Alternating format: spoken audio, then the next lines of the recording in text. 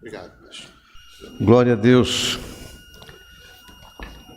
Uma coisa que bom, desculpa aí, reverendo, mas eu vou precisar dizer isso. Os irmãos parecem que não gostam de dizer amém, não, né? Amém, irmãos? Amém. Que é isso? O negócio... Acaba faz uma oração aqui, um jovem desse orando, amém. Claro. Solta o amém, irmão. Concorda com a oração do irmão, em nome de Jesus, está atento. Primeiro, para a gente, uma alegria poder estar aqui. Eu sempre ouvi falar da igreja, quero dizer isso, sempre ouvi falar da igreja, e eu nunca tinha tido a oportunidade de vir. Tenho um carinho muito grande pelo pastor Flávio, pela sua esposa, e por um presbítero da igreja aqui, que a gente caminhou quando ele era menino ainda. Eu estava chegando na Paraíba, e o Ivando com a sua família, é tanto que eu conheci o filho dele hoje, não conhecia, como é o nome dele? O Gabriel, né? Não conhecia o Gabriel, mas eu conhecia uma outra pessoa, que infelizmente a recordação que ela tem de mim não é muito boa, né?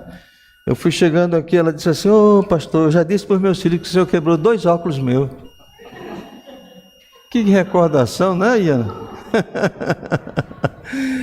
Mas, Iana, a gente encontrou vários acampamentos e tal, e aí ela disse, cada vez que eu abraçava, quebrava um óculos dela. Graças a Deus que agora o abraço é mais assim de longe, para não quebrar o óculos novamente. Mas eu quero agradecer a Deus pela vida do Paulo, e o nome eu anotei aqui, Marleide. Carinho deles em me levar ali, um local bem jóia para fazer um lanche, foi muito bom, graças a Deus. É um prazer estar aqui, irmãos. Eu vou fazer um pedido a vocês, posso fazer? Vocês concordam com o pedido? Anda 2 cadeiras para frente. Bora.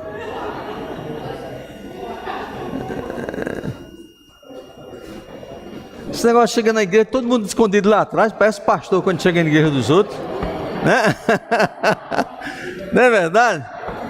Esse povo jovem, essa mocidade bonita aí, né? Vamos sentar mais na frente, gente.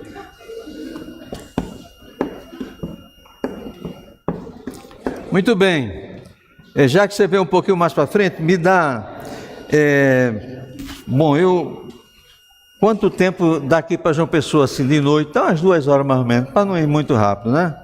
Então, dá licença aqui, Ivanão. Eu preciso dizer como é que, assim, rapidinho, como é que tudo isso aconteceu. Eu vim para Paraíba no ano de 1982.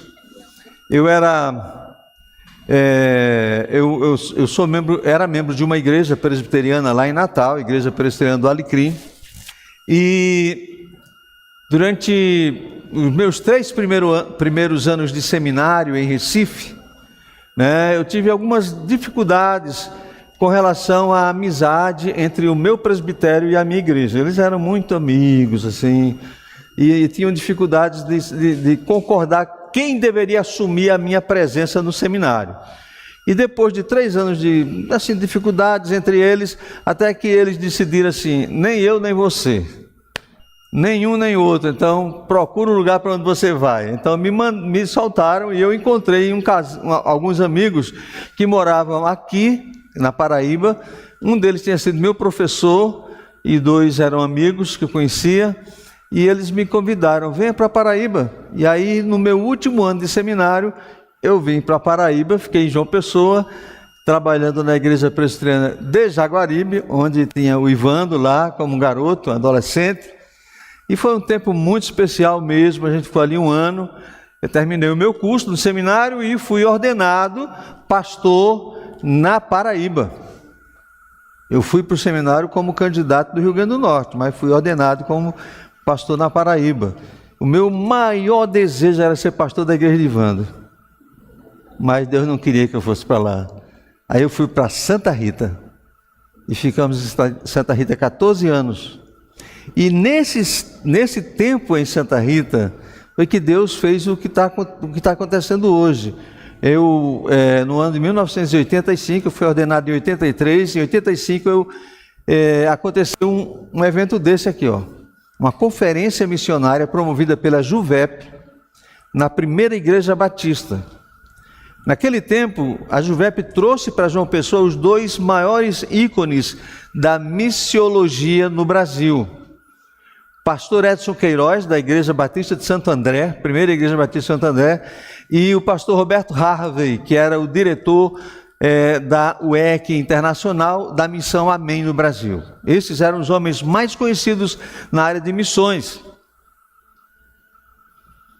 Durante as noites, a igreja era lotada.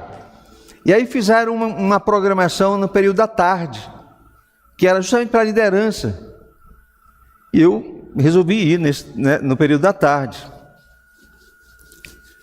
Irmãos, aqueles dois homens estavam falando para 5 ou 6 pessoas. Eu era uma dessas que estava lá, não me lembro quem eram as outras. E aqueles dois homens falavam de missões com o coração tão envolvido e tão envolvente que eu não conseguia entender como era que alguém falava tão bem, com tanta alegria, para 4 ou 5 ou 6 pessoas de uma obra tão maravilhosa como aquela. Às noites a igreja estava cheia, mas à tarde eram 5, 6 no máximo. Aquilo impactou a minha vida. E eu voltei para a minha igreja lá em Santa Rita e decidi fazer a primeira conferência missionária. E na primeira conferência missionária que eu fiz lá na igreja de Santa Rita, nós recebemos um jovem como preletor, que ele era membro da Assembleia de Deus. Eu não sei nem se ele se lembra disso, não faz diferença agora, mas ele era membro da Assembleia de Deus, que na época dizia que tinha 15 mil membros, mas a igreja dele não deu carta de apresentação, nem ajudou no sustento dele, porque ele queria ir para o navio Doulos, ser missionário da Operação Mobilização. E ele foi o preletor, e a gente, conhecendo essa situação dele, tinha sido aluno do Betel, então a gente decidiu com ousadia adotá-lo como missionário. Era um jovem da Assembleia de Deus, adotado como missionário de uma igreja presbiteriana. Na época, $50 era a contribuição que a gente resolveu dar para ele. E a igreja nem podia pagar o pastor ainda na época. Pior foi isso. Foi um escândalo. Como é que a igreja não pode nem pagar um pastor, já adota o missionário da Assembleia de Deus? Irmãos, aquele ato foi um ato de fé. Você não imagina a alegria da gente um dia receber uma carta de Carlos Tomé dizendo assim: estou aqui na Índia, em Mumbai, na Índia, e eu levei um jovem muçulmano a entregar a vida dele para Jesus. Imagina a gente lendo uma carta dele contando isso, né? E outros frutos que ele deu no seu ministério. Mas essa ação do louco, do pastor Aguinaldo, adotar o missionário da Assembleia de Deus, chegou nos ouvidos do pastor Edson Queiroz, lá em São Paulo. E ele disse: eu quero conhecer esse pastor presbiteriano que adotou um rapaz da Assembleia de Deus. Então ele me levou na igreja dele para dar um testemunho sobre isso, e eu fui. Então isso me fez com que ele pudesse se aproximar de mim, e eu aprendi muito com ele. Durante vários anos ele me levou para treinar pessoas, falar de missões nas igrejas. Inclusive aqui em Campina Grande, a gente esteve com ele dando um curso que ele chamava Mobilização Missionária da Igreja Local. Isso me foi envolvendo com o trabalho missionário. Então eu tinha esse prazer de estar com ele. Tudo que é igreja, mas faltava alguma coisa. Faltava a minha igreja, a Igreja Presbiteriana do Brasil. Até que no ano de 2002... lá no Rio de Janeiro, alguém fez a pergunta-chave para mim: Aguinaldo, você gostaria de participar da PMT? Eu disse: olha, é um prazer, porque eu estou trabalhando com missões já, Betel Brasileiro, JUVEP, só trabalhando com outras organizações e não com a IPB. Pronto, aí me deram essa oportunidade. Então para mim tem sido uma alegria. Há 22 anos que eu estou trabalhando com a Agência Presbiteriana de Missões Transculturais. Tem sido uma alegria, tem sido oportunidade de ver coisas extraordinárias acontecendo, de ver lutas, tentando alcançar pessoas, ajudar alunos, candidatos, missionários, problemas. Gente, missionário é gente como você, tem problemas sérios na vida deles e causa problema também, assim como pastor. Hoje de manhã eu estava numa reunião de pastores, a gente está dizendo, pastor é terra seca, né? Tem pastor que é verdadeira terra seca, a gente não consegue entrar no coração dele para falar de missões não, porque ele está lá, né? Tem que jogar muita água mesmo para poder molhar um pouquinho e depois jogar semente, senão não vai germinar. Então está hoje aqui com vocês, compartilhando desse texto que a gente vai compartilhar, tem uma história, não aconteceu do dia para a noite, foram porque eu fiquei em Santa Rita cerca de 14 anos, e a igreja de Santa Rita, depois dessa conferência missionária, Deus levantou vários jovens para o campo missionário. Eu tive a oportunidade de levá-los para o seminário, levar para o Instituto Bíblico, depois de levar para o campo missionário, e a igreja foi lá, vários jovens para o campo missionário. Depois alguns foram ser pastores, e aí a gente veio para Memorial e Deus continuou o mesmo processo, separando pessoas para ir para o campo missionário e para serem pastores. Então hoje nós estamos com um membro da nossa igreja que é pastor trabalhando na Espanha, um membro da nossa igreja que é pastor trabalhando na Itália e uma jovem da nossa igreja que trabalha com a CRU em Sydney, na Austrália.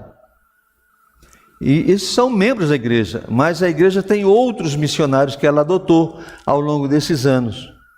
Então, a igreja nunca é pequena demais para fazer missões.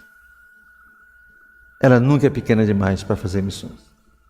Ela pode fazer. É só dispor o coração para obedecer ao Senhor. Seja qual for o tamanho dela, seja qual for a receita que ela tenha, se ela resolver fazer, Deus vai dar as condições para que ela faça. Então, está retomando a conferência missionária, como o pastor disse, é uma oportunidade de ouvir. Assim, por exemplo,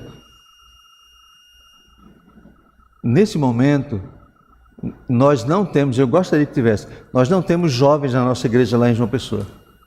Na minha igreja não tem jovem.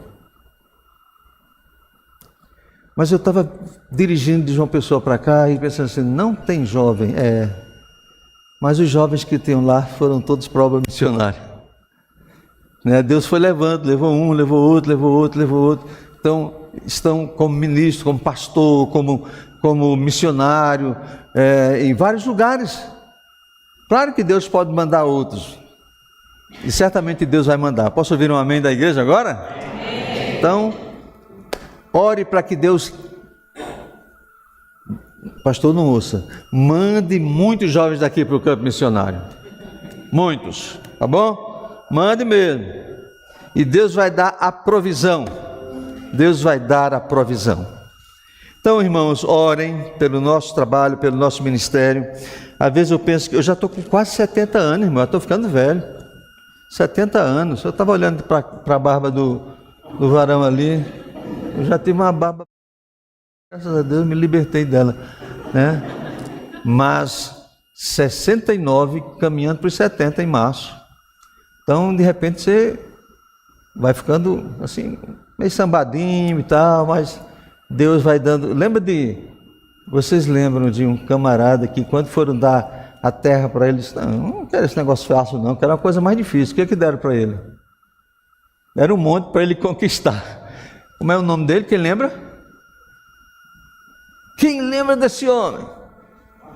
Eita, homem crente! Foi ele mesmo, Caleb. Não, quero terra fácil não, bota uma terra difícil para eu conquistar. E aí ele foi e conquistou. Então, irmãos, eu sei que a maioria aqui tem de 20 anos, de 30 anos para baixo. Então Deus quer levantar jovens nessa igreja também para fazer a obra missionária. Não sei aonde, mas pode levantar adultos. Eu tenho tido a experiência de ver pessoas aposentadas procurando a PMT para ser missionário da PMT. fazendo curso, preparando-se nas matérias e tudo, um ano de treinamento, né, fazendo curso bíblico para ir para o campo missionário. Vou dizer um negócio para vocês. Esse ano, há 2 reuniões atrás, nós conversamos com uma pessoa de 84 anos, querendo ir para o campo missionário. Topa? É um pastor de 84 anos, ele já fez tudo na vida. Mas ele disse: eu quero ir para o campo missionário. A gente mandou ele lá para o Espírito Santo para trabalhar entre os quilombolas no Espírito Santo. Um pastor lá no Espírito Santo disse: manda ele para cá, que eu estou precisando de um pastor aqui que possa me ajudar. Então ele e a esposa foram para trabalhar entre os quilombolas no Espírito Santo. Um homem de 84 anos. Deve estar se acabando assim já. Nada. Pode procurar na São Silvestre desse ano, que ele está lá, correndo. Todo ano ele corre na São Silvestre. Então, gente, não tem idade para Deus levar para o campo missionário. Você pode pensar assim: eu já estou com 50, 60. Dispõe o seu coração. Se você disser: eu só tenho 16, não tem problema. Deus diz: eu ajeito aqui. Eu vou ajeitar você. Eu vou dar a maturidade que você precisa. Amém. Amém, irmão. Que a irmã disse amém. Glória a Deus. Maravilha. Muito bem, queridos. Deixe-me falar sobre o assunto que eu quero falar com vocês hoje. Já temos Onde é que você vai jogar Vai poder colocar? Coloque em qualquer um dos dois aí. Você escolhe. Pode colocar nos dois? Pronto. Então, eu quero compartilhar com vocês hoje sobre chamados para voltar a lançar as redes. E eu queria, eu acho que a assim, a outra imagem tem lá uma frase que eu achei muito interessante. Eu queria que essa frase entrasse aí, se for possível. Essa aí, ok. Dá para ler? Ficou pequena, né? Não, mas eu estava lendo um artigo e de repente eu vi assim: olha, é tempo de ouvirmos a palavra.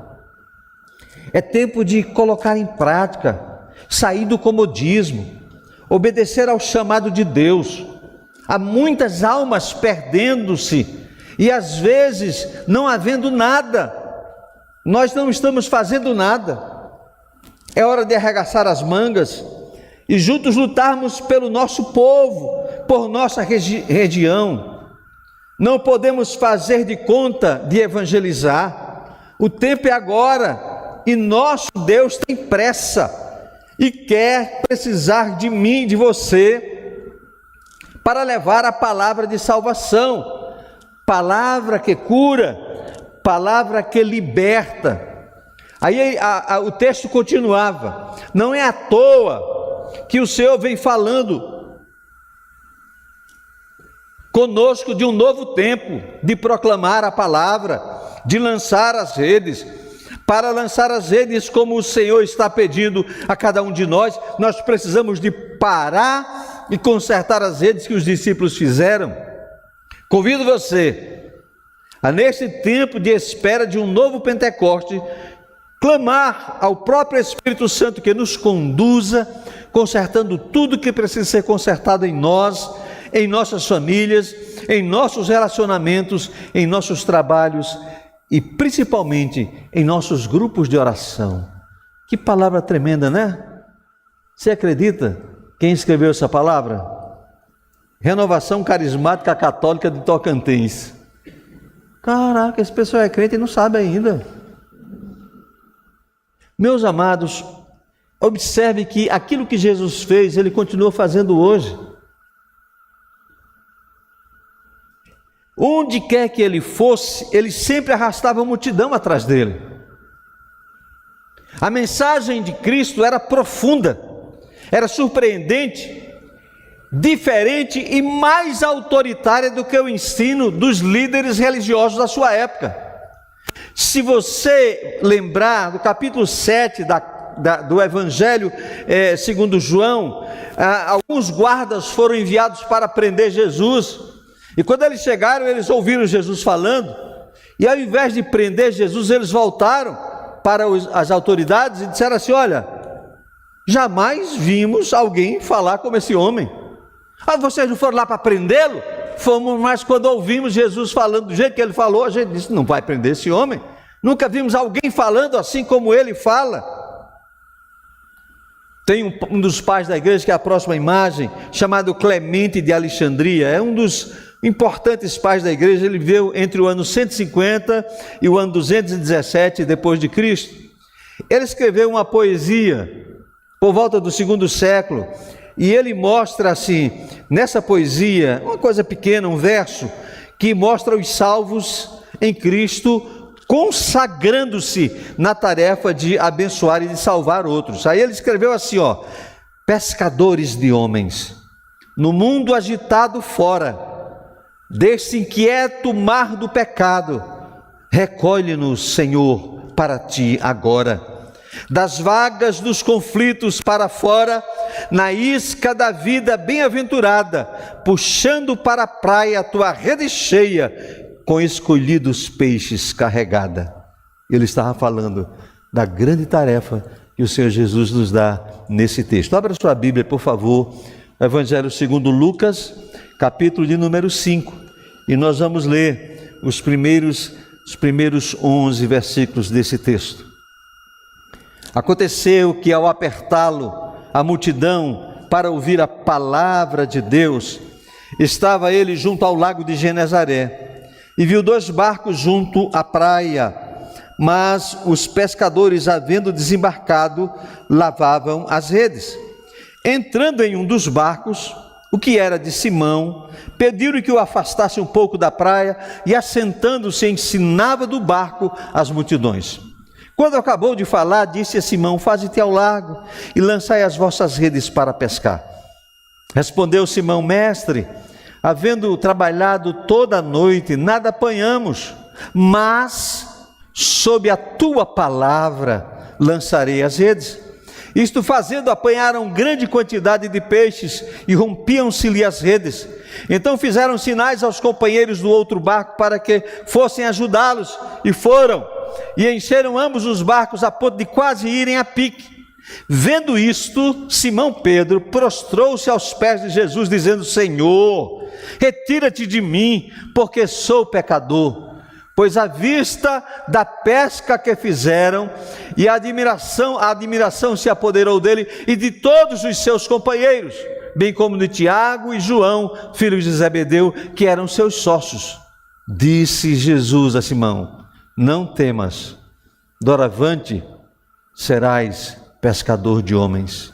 E arrastando eles os barcos sobre a praia, deixando tudo, o seguiram. Até aí que Deus aplique a palavra ao nosso coração. E eu peço à igreja que diga amém.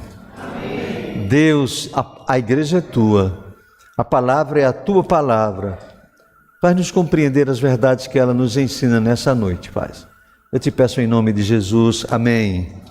Muito bem, queridos, o episódio aqui é conhecido como episódio da pesca maravilhosa.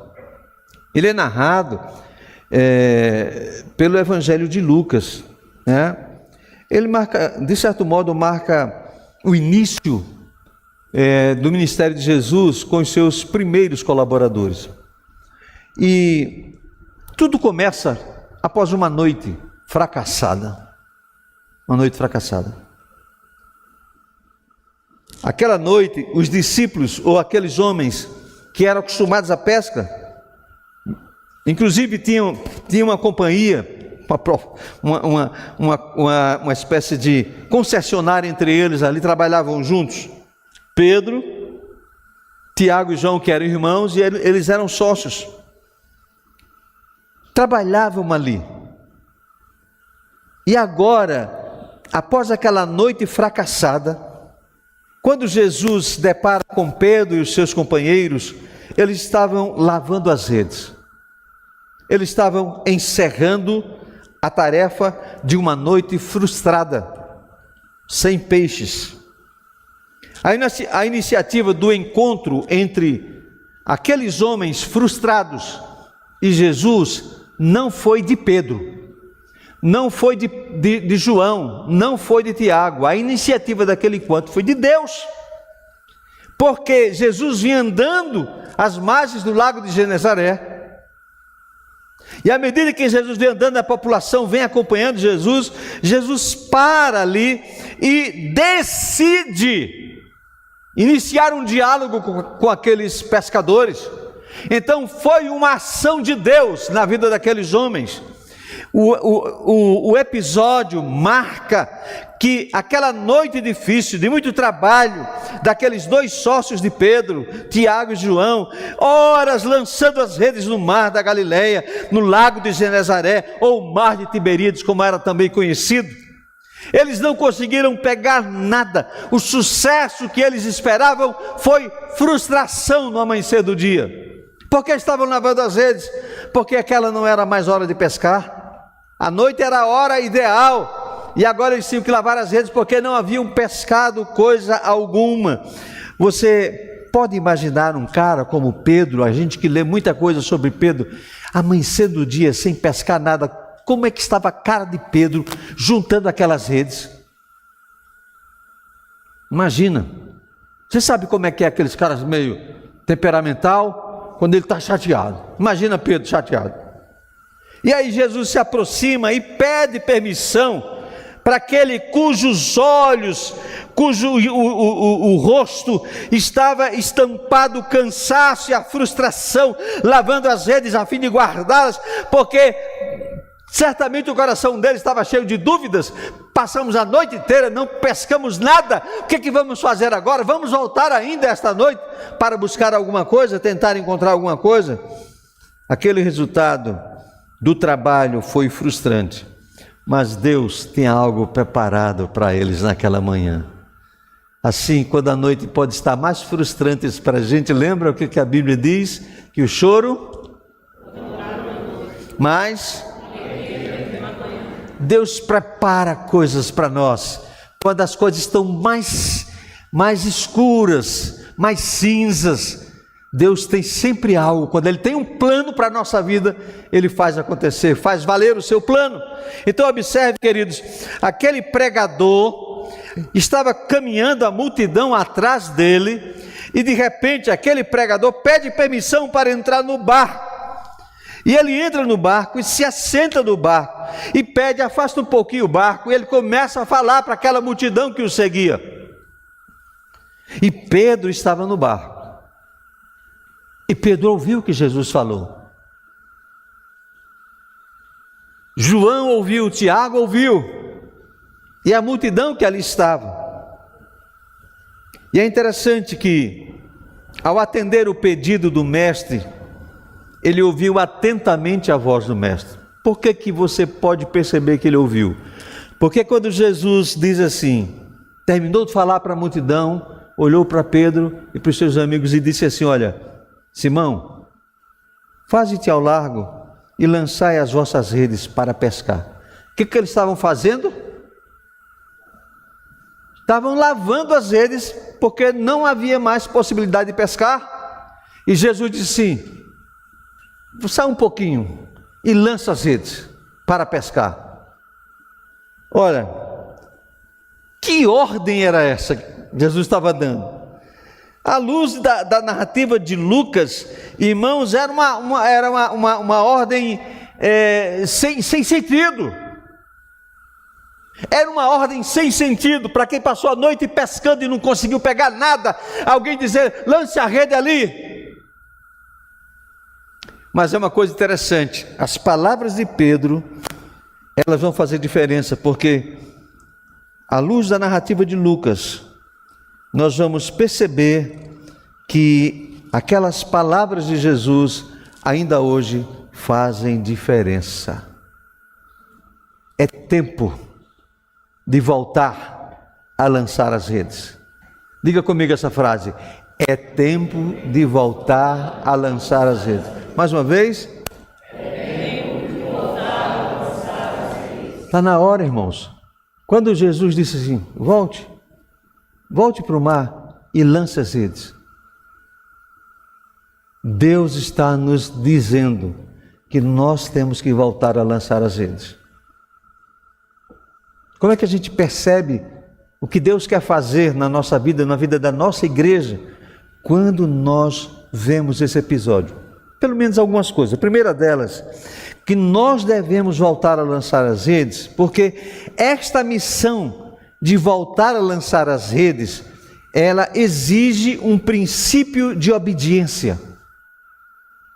A ordem de Jesus é essa: faze-te ao largo e lançai as redes para pescar. Veja qual foi a palavra de Pedro: Senhor, nós pescamos a noite inteira. Aí ele usa uma frase que mostra a obediência ao Senhor. Mas sob a tua palavra, debaixo da tua palavra, nós vamos lançar as redes. Sabe, que discurso extraordinário! Nós encontramos por várias vezes, por Mateus, por Marcos, por Lucas, por João, pessoas dos 4 evangelistas narrando os discursos de Jesus, as bem-aventuranças, o sermão do monte, o sermão dos fins dos tempos. Encontramos vários discursos de Jesus, mas Lucas não narra esse discurso. Lucas não fala quais foram as palavras de Jesus desse discurso, mas esse discurso foi impactante, esse discurso foi transformador, porque embora Lucas não faça menção, as palavras de Jesus foram transformadoras, foram palavras de autoridade. E aí Pedro diz assim: não pescamos nada a noite toda, mas, diga, sob a tua palavra, diga isso, sob a tua palavra. É o Senhor que está ordenando. Que palavras ele ouviu de Jesus para dizer sob a tua palavra? Porque as palavras de Jesus foram semelhantes. Vocês lembram o final do Sermão do Monte? Mateus narra e diz assim, as pessoas ficaram impactadas com a mensagem de Jesus, quando fala da casa edificada na rocha, a casa edificada na areia, diz porque ele falava como quem tem autoridade. Que nós vemos aqui, que quando terminou aquela mensagem, Pedro recebeu de Jesus uma ordem totalmente contrária à grande experiência de um homem pescador, mas aquela mensagem não coadunava com as suas recentes tentativas. Voltar ao mar, lançar as redes novamente.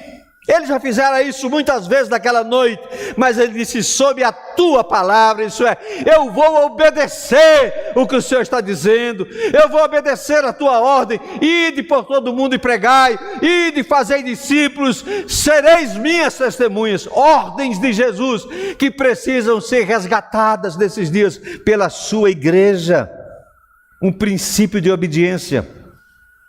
Certamente Pedro superou as objeções humanas, os argumentos racionais da sua própria experiência. Já fiz isso tantas vezes à noite, tantas vezes lancei as redes e peixe não veio, mas agora sob a tua palavra eu vou lançar as redes. Há um princípio de obediência. Às vezes nós temos milhares de argumentos, de sentimentos, de razões, às vezes de conselhos humanos que poderiam nos deter, que nos dizem um basta, que nos aconselham a não lançar as redes, a ficarmos acomodados, a permanecermos dentro da igreja, a não sairmos a lugar nenhum. Às vezes acontece isso, mas nós precisamos obedecer ao mandato de Jesus. É uma decisão de quem está disposto a obedecer, é um sinal de reconhecimento do poder de quem ordena. Quem ordenou ide por todo mundo? Quem ordenou fazer discípulos de todas as nações? Quem ordenou sereis minhas testemunhas? Porque estamos esperando para obedecer ao Senhor de todos os céus e da terra. É Ele quem dá a ordem. Há um princípio de obediência. Ele ordenou e a igreja precisa cumprir. Talvez, irmãos, a gente olha para a Bíblia e lembra de algumas situações de ordens de Deus. e como as pessoas reagem a essas ordens de Deus. Por exemplo, quando você lê o final dos 5 livros da lei, Deuteronômio, você percebe a transição da mudança da liderança do povo durante 40 anos caminhando pelo deserto sob a liderança de quem? Moisés. E agora Deus passa a liderança para quem? Josué. E aí você abre o primeiro capítulo de Josué, e Deus havia ordenado lá no final do livro de Deuteronômio e no início do livro de Josué, dizendo assim: olha, vai, você é quem vai substituir Moisés, você é que vai levar esse povo para a terra. Mas de repente, Deus diz assim: não te mandei eu? Eu não já mandei você? O que deixa transparecer para nós é que havia uma indecisão. A ordem tinha sido dada, as promessas tinham sido dadas, mas Deus disse: não te mandei eu, Josué. Ser forte e corajoso, não tenha medo, não te espantes, porque o Senhor teu Deus vai contigo por onde quer que andares. Então às vezes Deus nos dá ordens e nós ficamos indecisos para cumprir essa ordem, mas às vezes nós fazemos o contrário. Deus nos dá ordem e a gente decide desobedecer, e a tempestade alcançou o barco. Quem é o culpado por essa tempestade? O que está acontecendo? Procuro lançar a sorte em contado. Tem um cara aí. Foram lá no fundo do barco lá, encontraram o cabo dormindo na maior tranquilidade. Quem era ele? Quem?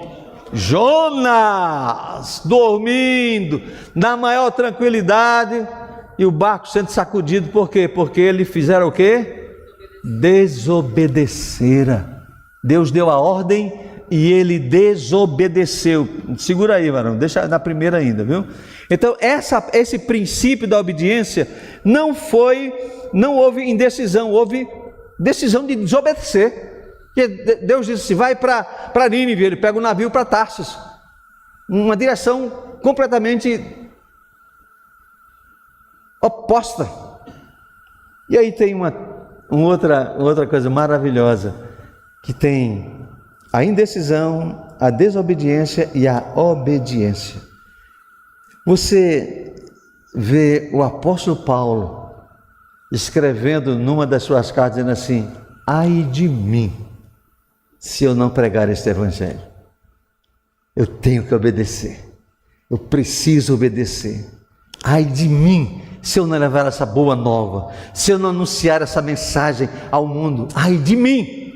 Palavra do apóstolo Paulo. Então, indecisão, desobediência e obediência. Nós temos que lançar as redes, porque é uma ordem do Senhor, irmãos. E há um princípio de obediência, é para lançar as redes agora, fazer a obra em nome de Jesus.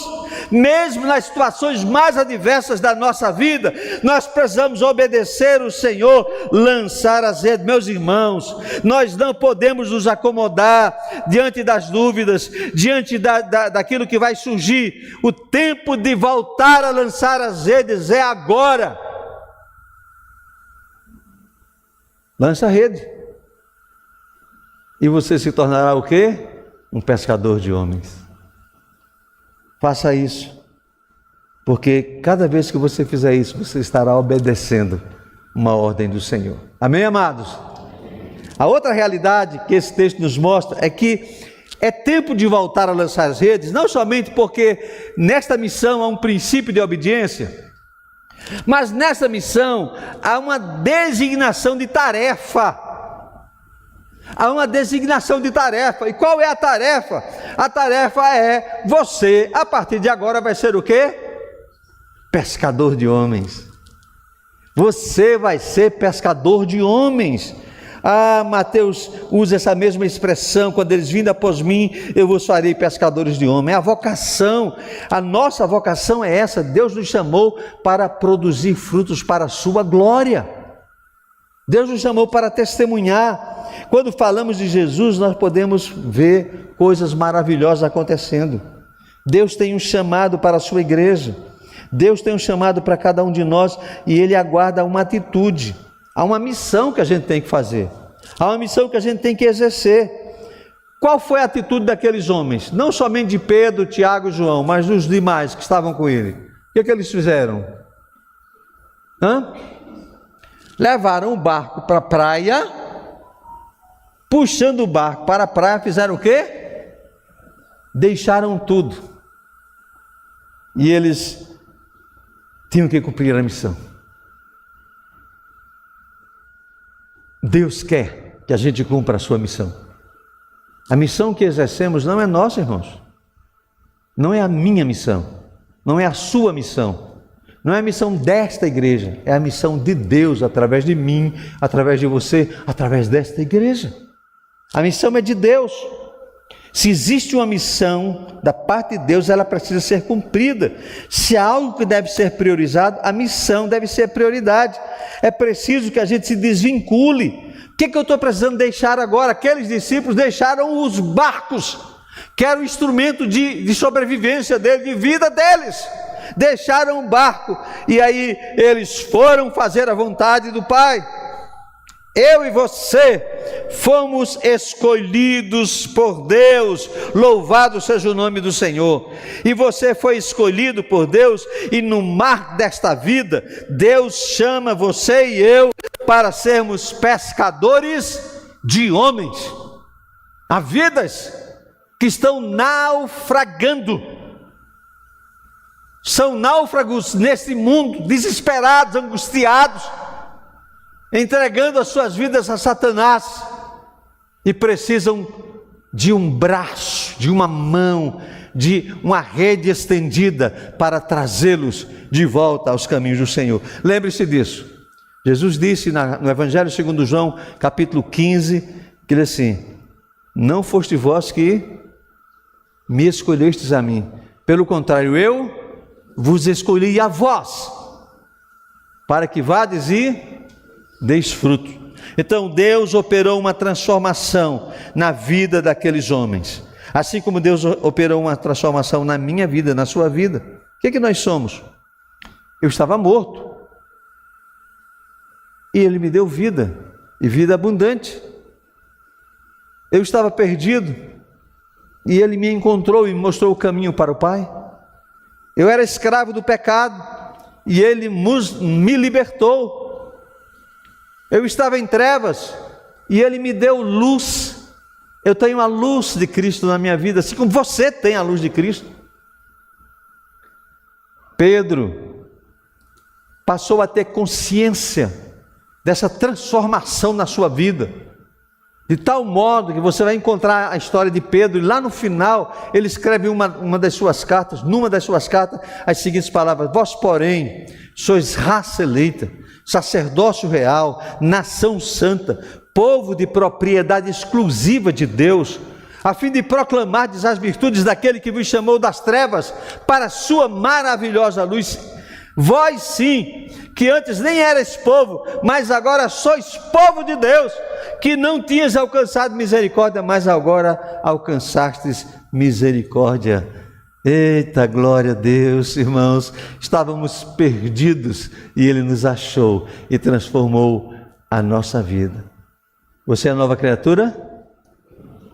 Diga: eu sou nova criatura. Se você é uma nova criatura, irmão, não tem jeito. Você é um pescador de vidas, pescador de homens. Ele quer que a gente continue a lançar as redes. Ele, de modo soberano, decidiu nos fazer pescadores de homens. Ele deseja que nós sejamos conquistadores de vidas. Conquistadores de vidas. Cada vida que você leva para Jesus é uma mudança no extrato social de uma nação. Cada corrupto que se converte, cada dependente químico que se converte, cada prostituta, cada drogado que se converte, é uma mudança na estrutura social, porque só Jesus transforma o homem completamente, de dentro para fora. Posso ouvir um amém dos irmãos? Então, louvado seja o nome do Senhor. Não nos atemorizemos diante do tamanho da responsabilidade da tarefa que nos foi dada. Já chegou o tempo de voltar a lançar as redes. E aí, quando nós voltamos a lançar as redes, devemos fazer isso, porque é uma tarefa. E a nossa tarefa hoje é, vamos lançar as redes? Experimenta fazer isso. E vai ver o que Deus vai fazer através da sua vida, individualmente, da sua vida como comunidade. E a terceira lição que a gente aprende nessa ideia de chegou o tempo de voltar a lançar as redes, é que nesta missão a colheita é uma realidade a ser desfrutada. Nesta missão, a colheita é uma realidade a ser desfrutada. Veja o que Jesus disse, o que Lucas disse, que eles lançaram a rede, e o que aconteceu? Apanharam o quê? Grande quantidade de peixes. Aquele esforço anterior não rendera nenhum resultado, mas agora há uma ordem de Jesus. E é interessante, são duas pequenas palavras, isto fazendo. Isto fazendo representa que eles tomaram a atitude decisiva. Isto fazendo, eles tomaram a atitude decisiva, né? Na verdade, dentro da igreja nós encontramos geralmente três tipos de pessoas. Aqueles que dizem assim constantemente, eu gostaria de visitar, eu gostaria de evangelizar, eu gostaria de dar oferta para missões, eu gostaria de participar de todos os cultos, eu gostaria de orar mais, eu gostaria. Aqueles que têm se expressado assim, de certo modo eles demonstram o anseio de viver uma outra vida, de deixar de lado todas as dúvidas que eles tenham, mas eles não conseguem tomar a decisão clara. Há pessoas desejando mudar sem conseguir sair da situação em que estão. Todos nós, não precisa ser pastor para perceber isso, todos nós percebemos pessoas assim dentro da igreja, que querem sempre ter uma vida melhor, mas continuam do mesmo jeito. Gostaria de e continuam do mesmo jeito. Nós temos o outro tipo de pessoa, é aqueles que dizem, logo farei, pode deixar comigo. Tem um colega, um jovem missionário, que ele disse assim, quando ele bota uma mensagem no WhatsApp e que o cara disse assim, tamo junto, ele disse, quando essa palavrazinha diz tamo junto, ele disse, eu nunca acredito no que vai acontecer, nada, né? Esse tamo junto significa que não vai acontecer nada, quando alguém põe estamos junto, porque tem aquele negócio da mãozinha que você põe lá no WhatsApp, pensa que alguém que está orando vai orar. Aquela mãozinha primeiro nem representa oração, né? Representa uma outra coisa, mas aquilo é só para dizer desencargo de consciência. Às vezes muita gente não vai orar mesmo por aquele pedido que foi feito lá no WhatsApp. Então, irmãos, às vezes nós somos mais ou menos desse tipo de gente aqui, logo farei. Ele reconhece que ele não pode continuar do mesmo modo, ele precisa deixar de indefinição, deixar de lado, ele precisa tomar uma decisão, mas essa decisão vai ficando para depois. Eu vou fazer, viu? Eu vou fazer. Estou chegando, viu? Conte comigo. Essas pessoas se consolam a si mesmas dando essa resposta. Eu ainda não estou dando a minha oferta missionária, mas eu vou dar, viu? Eu ainda não sou aluno da escola dominical, mas eu vou ser. Então são pessoas que se consolam com aquela promessa que ele faz que não cumpre. Mas tem o terceiro tipo de pessoa dentro das igrejas, é aqueles que dizem, estou fazendo. Irmãos, precisamos orar pelos missionários, estou orando. Irmãos, estou precisando de uma oferta para um missionário tal, já estou contribuindo, já estou dando, já estou fazendo. Isso é, estou fazendo. Eles não ficam somente nos desejos, eles não ficam somente nos anseios, mas eles tomam a decisão firme e dão passos concretos. Por isso que o texto diz, isto fazendo. Pedro diz, sob tua palavra lançarei as redes. Isto fazendo, colheram grande quantidade de peixes. Pedro agiu impulsionado pela fé, a fé que gerou a confiança e a obediência em seu coração. Semana eu encontrei com uma jovem, aí ela disse, pastor, eu estava pensando em dar a minha oferta de missões, porque lá na nossa igreja, permita fazer a propaganda.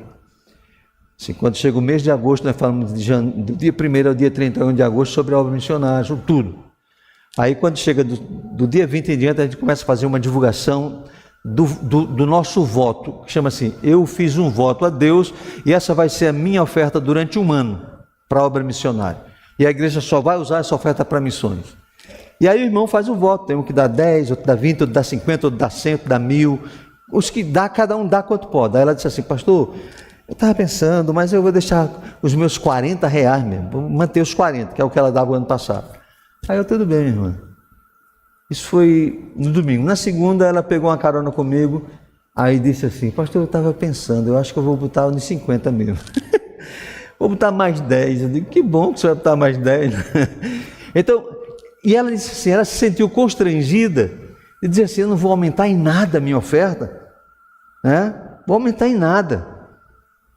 Mas, amados, o que nós temos que entender é que nós precisamos perceber que o meu ato, eu aprendi isso com o pastor Edson Queiroz, a oferta missionária é missionária de fé. Isso é, eu oro a Deus, eu peço a Deus que me coloque um valor no meu coração, eu vou me esforçar para ter aquele valor e Deus vai me ajudar a ter aquele valor. Então, se eu disser que vou dar R$100 por mês, eu vou separar esses R$100, é um lanche que eu não vou comer ali. Você sabia, irmãos, que tem gente que um equipamento que ele comprou na casa dele, para a casa dele, equivale a, às vezes, 2, 3 anos de oferta missionária que ele dá? O Brasil, a oferta missionária da igreja brasileira é uma vergonha. O brasileiro contribui com uma média de R$4 a R$5 por ano para missões. A média de cada brasileiro crente. Se você não está contribuindo por nada, é porque alguém contribuiu com muito mais para poder dar essa média de R$4 a R$5 por ano. Você imaginou? Por ano, quanto é que eu dei para missões? R$5. Eu comprei um docinho ali que era R$15. Um sanduíche, não sei de quanto. Eu gastei muito mais para coisas minhas do que para oferecer para que vidas fossem salvas. E o que a gente observa nesse texto aqui é que Pedro está dizendo assim, irmãos, vamos lançar as redes, e Deus vai fazer isso para a glória do nome dele, e a igreja diz o quê? Amém. Amém. Nós precisamos de pessoas que digam assim, Senhor, sob a tua palavra. Só para te lembrar, Paulo escrevendo sobre a igreja da Macedônia, ele diz que aqueles irmãos da Macedônia, eles contribuíam para a obra missionária conforme as suas posses, e ele usa uma frasezinha maravilhosa, e o quê? Mesmo acima delas, porque bem-aventurado, o Senhor acha bem-aventurado aquele que contribui, aquele que dá com alegria, segundo as suas posses e mesmo acima delas. Todos nós, irmãos, temos oportunidades para contribuir para missões. Em determinados lugares por aí tem pessoas que vendem cocada, faz doce, faz dindim, faz alguma coisa, e aquilo que eles vão ganhar é para contribuir para a obra missionária. Então nós devemos lembrar que Deus está nos chamando para lançar as redes. E quando Pedro diz sob a tua palavra, é porque é obra da igreja lançar as redes. Lembre-se disso. O nosso trabalho no Senhor não é em vão. É isso que a Bíblia nos diz, não desfaleçam as vossas mãos, pois o vosso trabalho terá uma recompensa. Ainda mais, o salmista diz, quem sai andando e chorando enquanto semeia, voltará com júbilo, trazendo os seus feixes. Portanto, meus amados, sede firmes e inabaláveis, sempre abundantes na obra do Senhor, sabendo que no Senhor o vosso trabalho não é vão. É tempo de lançar as redes. Porque se lançamos as redes, nós podemos ter uma colheita. Se você não lança as redes, você não sabe se vai pescar. mas lançando as redes é possível ter uma colheita. Você lembra que Jesus diz isso no seu evangelho, narrado por Lucas mesmo? Por que me chamais Senhor, Senhor? E não fazeis o que eu vos mando. Por que me chamais Senhor, Senhor? E não fazeis o que eu vos mando? Cantamos, lemos a palavra, ide por todo o mundo, fazei discípulos. Eu queria dizer para os irmãos, lançai as redes é uma ordem para hoje, para agora, para já. Não deixe para depois. Deixe-me contar uma história. Joga lá a primeira imagem. No dia 3 de setembro de 1878, portanto, 146 anos atrás,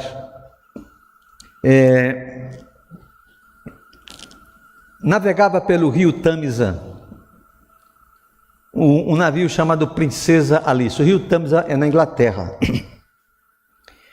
O nome do navio era Princesa Alice. Era um navio de passageiros, um transatlântico. Perto de uma cidade chamada Woolwich, ele chocou-se com um navio chamado Byle-Castle. Byle-Castle. O Princesa Alice, naquele momento, levava 900 passageiros. Desses 900 passageiros, 600 deles morreram nas águas negras do rio Tâmisa. Naquela noite, naquela madrugada, 2 homens voltavam da pescaria, 2 barqueiros, e eles estavam arrumando os seus barcos, e enquanto eles estavam arrumando os seus barcos, porque estavam cansados da noite da pescaria, eles ouviram um grande estrondo e gritos. Um deles, ao ouvir o grande estrondo, ele pensou consigo mesmo: eu estou cansado demais, eu vou para casa, vou descansar, vou dormir, depois eu vou saber o que aconteceu. E ele foi para casa, descansou, mas no dia seguinte, alguém estava batendo a sua porta. O delegado mandou chamá-lo para uma conversa, e ele foi lá, e ele encontrou uma outra pessoa na delegacia, e o delegado disse assim: vocês 2 estavam ontem à noite voltando da pescaria? Sim, estávamos voltando. Aí o interrogatório daquele que foi o primeiro a ser interrogado: você ouviu o estrondo? Ouvi. Você ouviu gritos? Ouvi gritos, sim, senhor. O que você fez então? Ele disse: senhor, eu não fiz nada.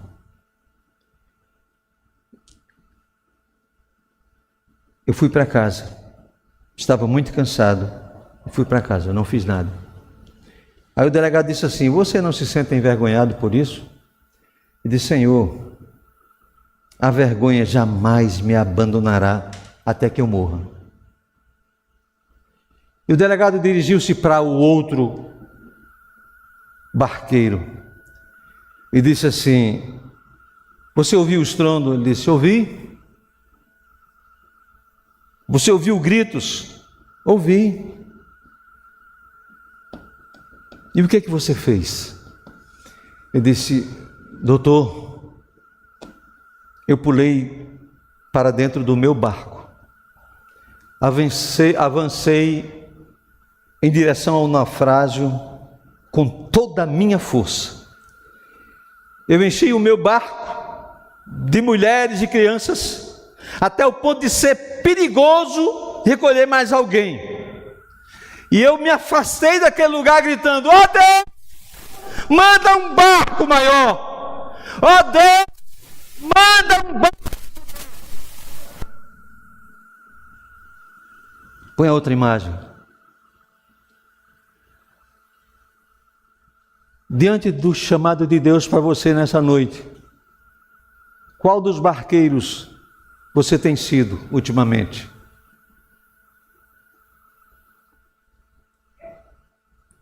Qual dos barqueiros você tem sido? Deus nos chamou para sermos pescadores de homens.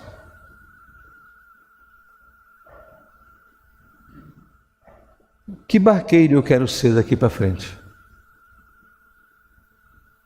Aquele que vai recolher o barco e vai para sua casa, para o seu conforto, ou aquele que vai pular no barco e dizer: manda mais alguém, quero salvar mais vidas, quero levar mais pessoas aos pés da cruz.